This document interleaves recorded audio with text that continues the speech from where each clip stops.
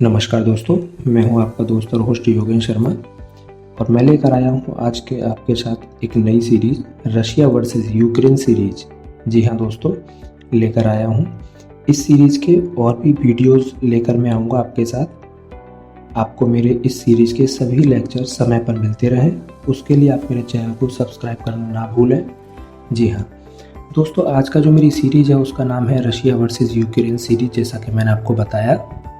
और वो बेसिकली जैसा कि आप अभी देख रहे हैं हाल ही में, तो तृतीय विश्व युद्ध जैसी स्थिति देश में पैदा हुई है, तो उसी के ऊपर ये मेरी पूरी सीरीज़ है। तो इसके सभी सीरीज़ के जितने भी इस युद्ध की जो वजह है, जो इसके कारण हैं, या ये जो भी कारण आज मतलब जो सामने आए हैं हमारे, तो इसके पीछे के क्या रीज़न ऐसे रहे थे जिसकी वजह से आज पूरे विश्व को एक तृतीय विश्व युद्ध जैसी स्थिति का सामना करना पड़ रहा है। तो उसी पर ये मेरे सारी बिंदु रहेंगे आज के। तो दोस्तों, मैं बात कर रहा हूँ रूस और यूक्रेन विवाद की। इस विवाद से लेकर विश्व पर संकट के बादल मंडरा रहे हैं, जैसे कि आप देख रहे हैं न्यूज़ वगैरह में भी और हर तरह की चारों तरफ। आखिरकार ये स्थिति कैसे इतनी भयावह हुई, इस विवादास्पद स्थिति को समझने के लिए मैं लेकर चलता हूं आपको इसके कुछ ऐतिहासिक घटनाओं पर, कुछ ऐसी कड़ियां जो इस स्थिति की जिम्मेदार हैं, या यूं कहिए कि शायद इतिहास में अगर तृतीय विश्व युद्ध होता है तो शायद वो कड़ियां ही उस सब चीज़ों की जिम्मेदार होंगी। अगर वो घटनाएं नहीं घटती तो शायद आज पूरा यूरोप या विश्व के भयानक स्थिति में नहीं खड़े होते। दोस्तों, परीक्षाओं की दृष्टि से देखा जाए तो यह एक महत्वपूर्ण विषय है, इसलिए इससे संबंधित सभी घटनाओं, विवादों को समझते हैं। आज का जो वीडियो है केवल यूक्रेन से संबंधित। यूक्रेन पूर्वी यूरोप का एक खूबसूरत देश है और यह दुनिया का 46वां सबसे बड़ा देश है अगर देखा जाए तो, यानी कि ऐसा नहीं कह सकते कि बहुत छोटा देश है, तो इसलिए इसको हमें थोड़ा और अच्छे से समझना होगा। यूक्रेन 1922 में सोवियत संघ जो रूस है का सदस्य बना था, वह इसके पश्चात 1991 में सोवियत संघ के टूटने या सोवियत संघ का जो विघटन हुआ था उसके दौरान यूक्रेन ने सोवियत संघ से स्वतंत्रता हासिल कर ली थी। यूक्रेन को 24 अगस्त 1991 को सोवियत संघ से स्वतंत्रता प्राप्त।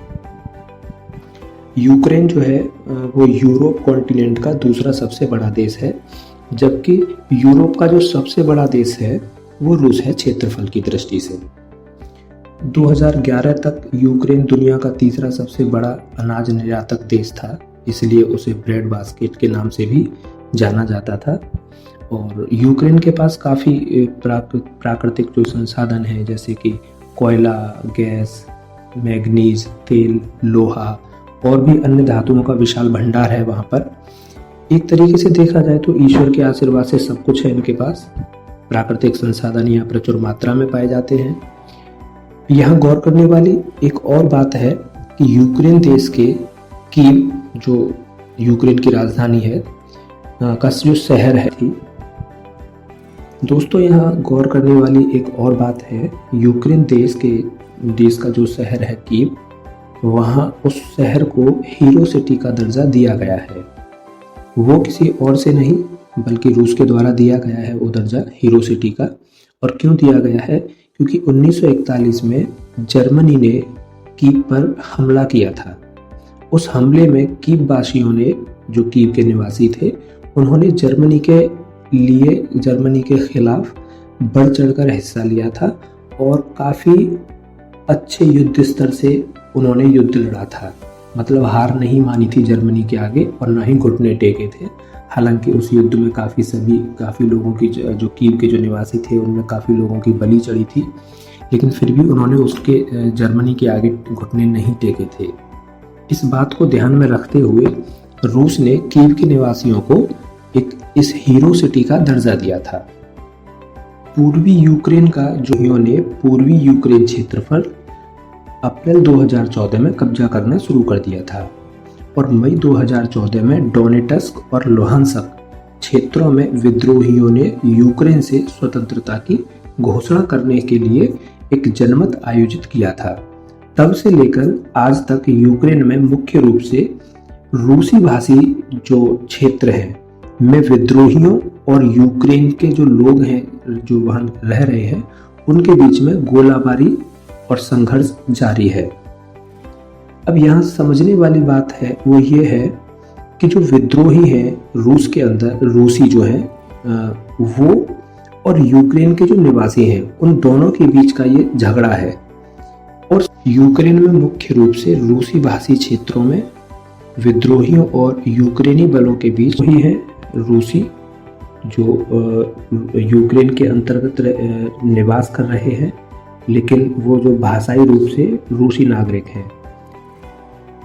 जबकि यूक्रेन की जनसंख्या 43.7 मिलियन है, 77.8% जिसमें यूक्रेनी नागरिक हैं, जबकि 17.3% रूसी नागरिक हैं। अब यहाँ देखना ये है कि 70.3% वाले रूसी नागरिकों के कारण क्या इस तृतीय विश्व युद्ध को अंजाम दिया जाएगा? जी हाँ दोस्तों, ये सब चीज़ें जानने के लिए बने रहिए मेरे साथ। धन्यवाद।